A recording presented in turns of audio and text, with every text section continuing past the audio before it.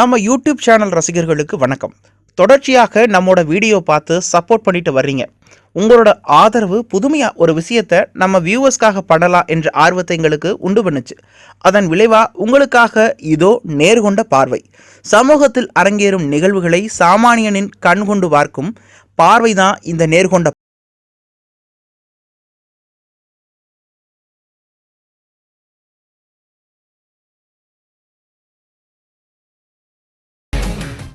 இன்னைக்கு தேதியில உலக நாடுகள் மத்தியில் பரவலா பேசக்கூடிய ஒரு ஹாட் டாபிக் கொரோனா. சீனாவின் உகான் நகரில் தொடங்கியதாக கூறப்படுகிற இந்த கொரோனா தொற்று உலக நாடுகள் அனைத்திலும் பரவி மக்களின் இயல்பு வாழ்க்கையை பாதிச்சுட்டு வருகிறது.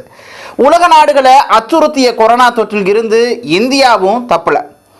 வெயில் அதிகமாக உள்ள இடங்களில் கொரோனா பரவல் இருக்காதுன்னு நம்ம வாட்ஸ்அப் விஞ்ஞானிகள் இஷ்டத்துக்கு கதை அளந்து கொண்டிருந்த சமயத்தில் கொரோனா வைரஸ் இந்தியாவையும் ஆட்கொண்டு விட்டது. ஆரம்பத்தில் இந்த கொரோனா தொற்றின் பாதிப்பை பற்றி உணராத நம் மக்கள் வழக்கமாகவே தங்களின் நாட்களை நகர்த்தி கொண்டு வந்தனர். இந்த இக்கட்டான சூழ்நிலையில் மார்ச் 22 ஒரு நாள் மட்டும் முழு ஊரடங்கு உத்தரவு பிறப்பித்தது நமது மத்திய அரசாங்கம். இந்த ஒரு நாள் முழுவதும் சமூக விலகலை மக்கள் முற்றிலுமாக பின்பற்ற வேண்டும் என்று அரசாங்கமும் அறிவித்திருந்தது. இந்நிலையில் இந்தியாவில் கொரோனா வைரஸ் பரவலின் தாக்கம் அதிகரித்து கொண்டே இருந்தது. அதைத் தொடர்ந்து மார்ச் 25ஆம் தேதி தொடங்கி ஏப்ரல் 14ஆம் தேதி வரையில 21 நாள் இந்தியா முழுவதும் ஊரடங்கிற்கு உத்தரவிட்டது அரசாங்கம். 4 படிநிலைகளை கொண்ட கொரோனா வைரஸ் பரவலின் தாக்கம் இந்தியாவில் 2வது நிலையில் இருந்து அடுத்த நிலைக்கு சென்றுவிடக்கூடாது என்ற காரணத்திற்காகவே இந்த கடினமான முடிவை அரசாங்கம் மேற்கொண்டிருப்பதாக தெரிவித்தார் நம்ம பிரதமர் மோடி. அதனைத் தொடர்ந்து கொரோனா நோய் தொற்றால் பாதிக்கப்பட்டவர்களின் எண்ணிக்கை நாளுக்கு நாள் அதிகரித்து கொண்டே இருந்தது. இந்நிலையில் டெல்லியில் நடந்த முஸ்லிம் மாநாடு ஒன்றில் கலந்து கொண்டவருக்கு கொரோனா தொற்று உறுதி செய்யப்பட்டது. அதைத் தொடர்ந்து இந்த மாநாட்டில் இந்தியாவில் இருந்து சுமார் 2000த்திற்கும் அதிகமானவர்கள் கலந்து கொண்டதாகவும் அவர்கள் அனைவரும் தாங்களாகவே முன்வந்து கொரோனா பரிசோதனைக்கு தங்களை உட்படுத்திக் கொள்ளுமாறும் அரசாங்கம் தரப்பில் இருந்து சொல்லப்பட்டது. ஆரம்பத்தில் மாநாட்டில் கலந்து கொண்டவங்க எல்லாரும் தங்களை பரிசோதனைக்கு உட்படுத்திக் கொள்ள தயங்கினார்கள் என்பது யதார்த்தமான உண்மை. கொரோனா வந்தாலே இறந்து விடுவோம் என்கிற பயமே இதற்கு காரணம். கொரோனா வைரஸ் தொற்றில் உள்ள அடிப்படை பிரச்சனையே அதன் பரவல் வேகம்தான். ஒருவரை பாதிக்கும் கொரோனா வைரஸ் அவருக்குள் இருக்கும் நோய் எதிர்ப்பு சக்தியின் காரணமாக குணமாகிவிடும் என்றாலும் அவர் மூலமா அந்த வைரஸ் அவரின் குடும்பத்தினருக்கும் அதை தொடர்ந்து அவரின் அண்டை வீட்டாருக்கும் மிக விரைவாக பரவும் என்பதை மக்கள் அறிந்து கொள்ள தவறவிட்டாங்க.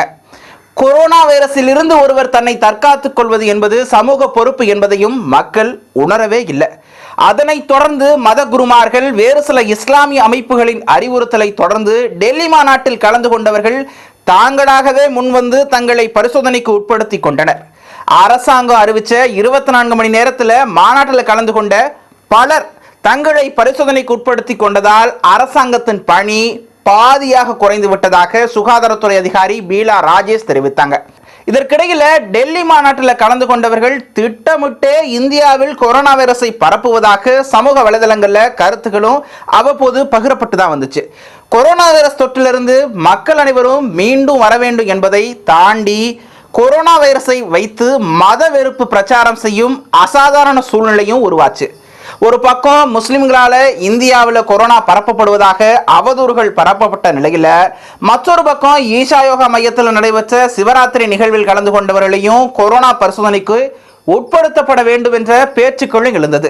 கொரோனாவில் இருந்து மக்கள் மீண்டு வர வேண்டும் என்பதை தாண்டி மத பிரிவினையை உண்டாக்கும் ஒரு அசாதாரண சூழ்நிலை இந்தியாவில் உருவாக துவங்கியது. ஒரு பக்கம் அரசாங்கம் இந்நிகழ்வை மதத்துடன் தொடர்புபடுத்தி பார்க்க வேண்டாம் என்று கூறி வந்தது. மற்றொரு பக்கம் இடதுசாரிகளும் இதே கருத்தினை முன்வைத்தனர். ஆனாலும் கொரோனா வைரஸ் தொற்று பரவ ஒரு குறிப்பிட்ட சமுதாயத்தினரே காரணம் என்கிற பிரச்சாரம் மிக வேகமாக முன்வைக்கப்பட ஆரம்பித்தன.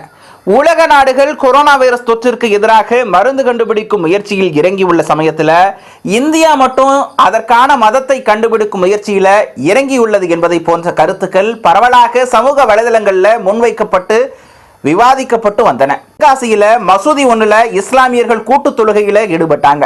இம்மாதிரியான நிகழ்வில் ஒரு சிலர் ஏற்படுவது மிகப்பெரிய சர்ச்சைகளை உருவாக்கியுள்ளது. சில இஸ்லாமியர்களின் இந்த நடவடிக்கை அவர்கள் சார்ந்த சமூக மக்களிடையே பலவித அதிருப்தியை ஏற்படுத்தியுள்ளது. கடவுள் நம்பிக்கை என்பது அவரவர்களின் தனிப்பட்ட விருப்பம், உரிமை.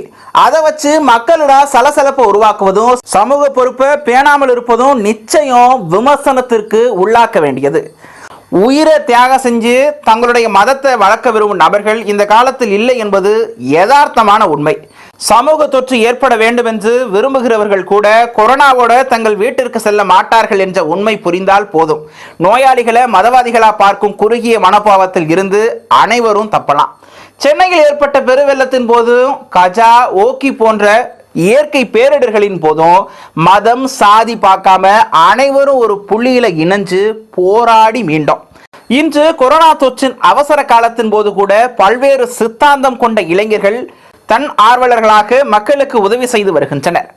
எந்த ஒரு மத சாதிய முகமுடியை அணிஞ்சு கொண்டும் அவர்கள் மக்களுக்காக களத்துல நிக்கல, சக மனிதனா நின்று தங்களால் இயன்றவற்றை செய்து வருகிறாங்க.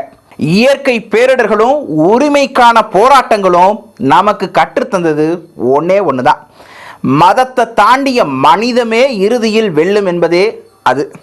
உலகையே அச்சுறுத்தும் இந்த கொரோனா தொற்றில் இருந்து இந்தியா மிக விரைவில் மீண்டலும் மதத்தை தாண்டிய மனிதம் என்கிற கவசத்தோட.